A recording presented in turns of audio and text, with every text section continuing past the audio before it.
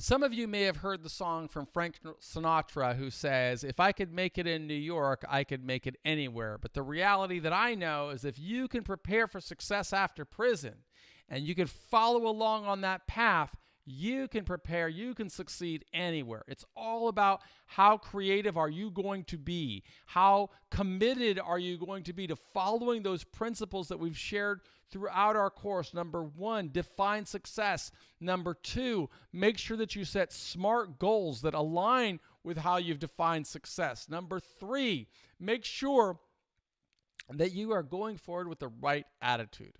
You're not preparing for success because you want a lower bunk or an extra bowl of Wheaties or some other type of benefit, but you genuinely want to succeed because you want to stop intergenerational cycles of recidivism. You want to prepare to reach your highest potential. In order to do that, you've got to aspire to something more. That's the 4th module.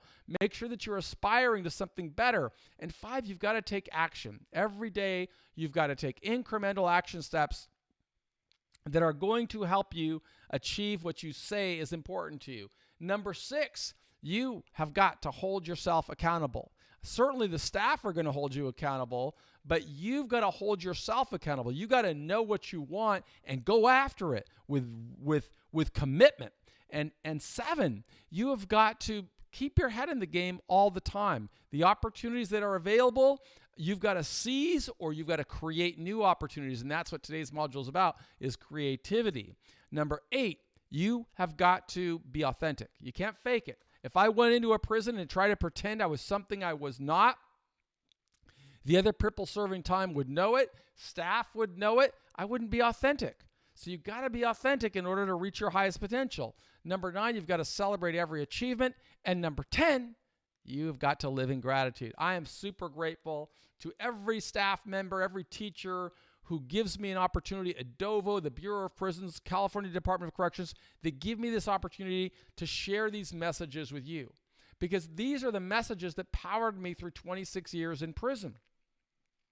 They helped me reject the negativity and focus on the best possible outcome. I could always see myself doing what I am doing right now.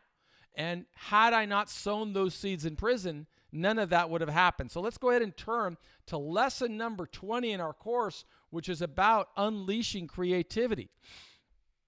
So the vocabulary word is creativity, and creativity is the ability to generate original and innovative ideas and solutions and expressions.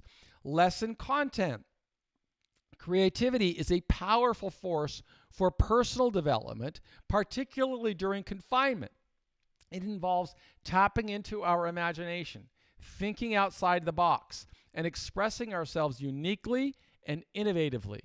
By embracing and nurturing our creativity, we unlock our potential for self-expression, problem-solving, and personal growth. Through all our courses, I write about the amazing people who inspired me through the journey. People that served time effectively helped me to become more creative.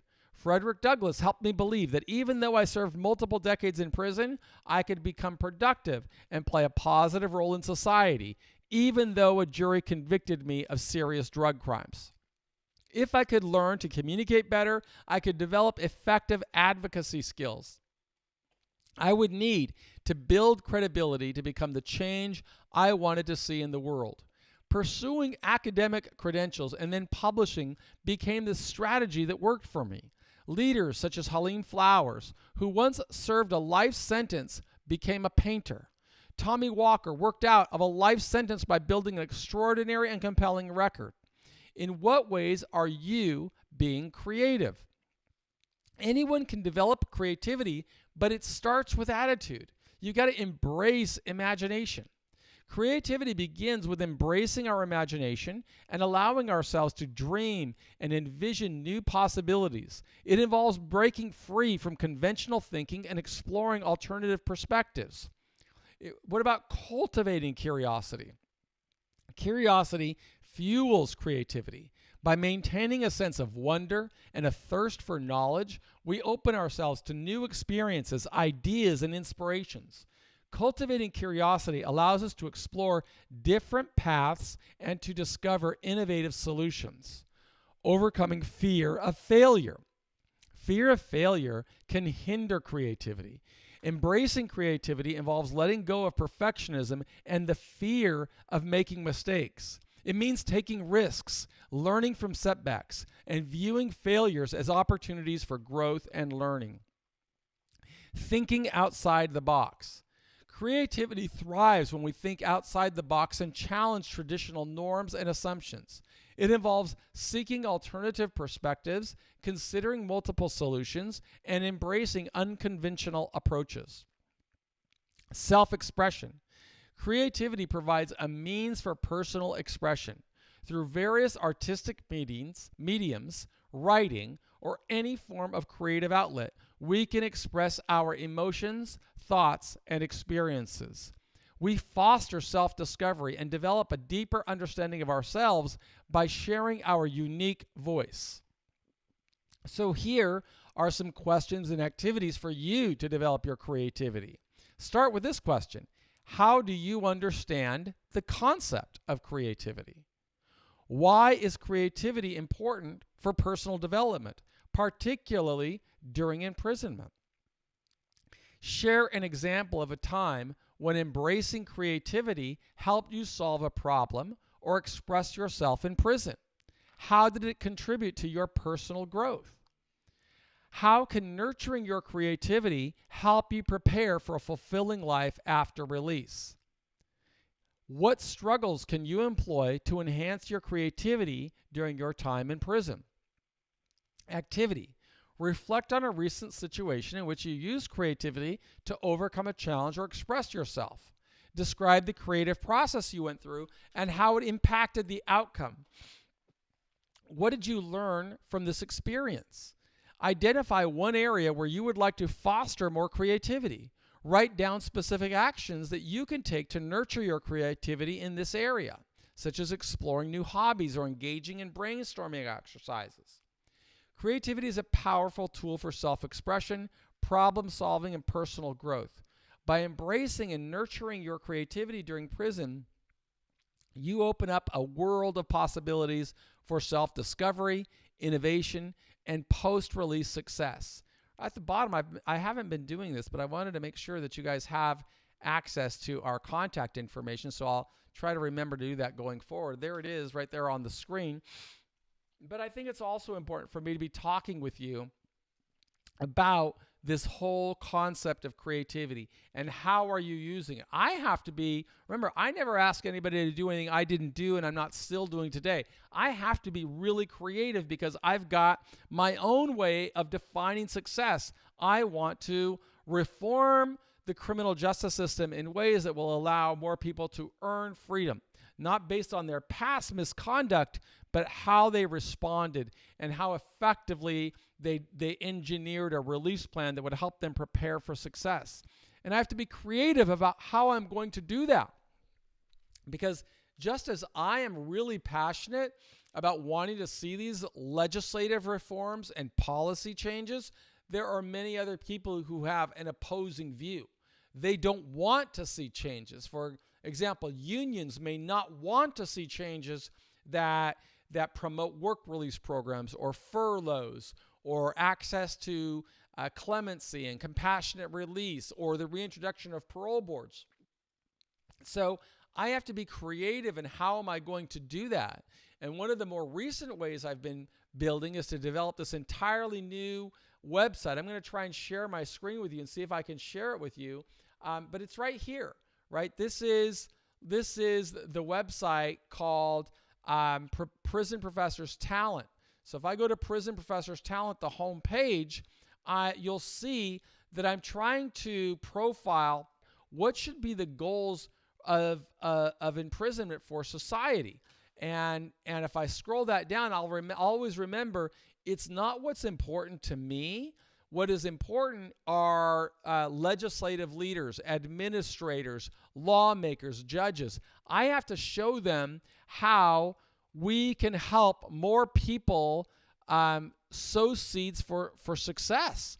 They can sow seeds for success in a series of methodical, deliberate, incremental way. So this is a creative way that I am building a tool, a tactic, a resource that will persuade more people to see and profile people like I just described in this lesson.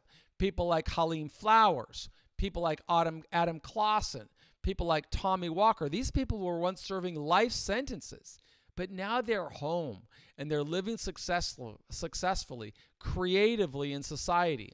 So if we want to be the change we want to see in the world, we all have a certain responsibility to work toward that end. And then we've got to try and partner with people that might be natural adversaries and convert them into our advocates. That's how we became successful in opening relationships with places like MCC Chicago, Springfield Federal Prison, FCC Florence, Inglewood, Rochester, Duluth, Marion, the North Kern State Prison, USP Leavenworth, FCI Pekin, USP Thompson, FCC Terre Haute, Donovan Correctional, Pelican Bay State Prison, Yankton, Sandstone, Avenal State Prison, Wasco State Prison, Folsom, Calipatria, right? All of these are prisons that we have a relationship with because we're all committed to trying and helping more people in prison understand how can they prepare for success upon release.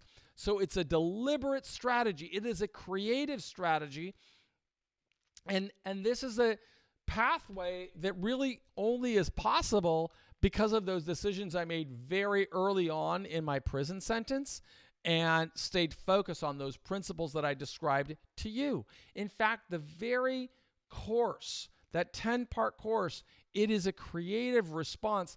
Nothing that I created. I didn't create this. I learned from leaders, and I tried to take those lessons and distill them into the voice of somebody who was in prison, because I was in prison, and the only reason I paid attention to some classes is because people like Mandela was in prison. So I wanted to learn from him.